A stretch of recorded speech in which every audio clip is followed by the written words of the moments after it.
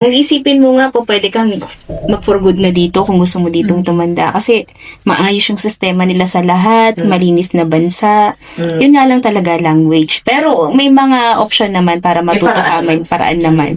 Yung nag-o-offer ng free na mag-aaral ka. Yun nga lang, lalaanan mo din talaga ng time. So, yun. So, maganda ang Czech Republic, in fairness. So, mahirap yung trabaho, pero kaya naman. Kakayanin. Oo, tsaka kakayanin. Kaya nyo yan.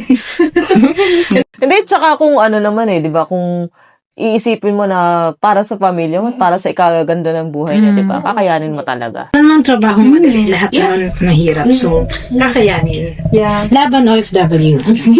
Yun naman kadalasan ang perspective ng isang OFW, kahit na gaano kahirap. Yeah. Kahit, minsan nga kahit wala ng pahinga, di ba? Pinoy tayo, ha? Yeah. Kaya natin. Laban.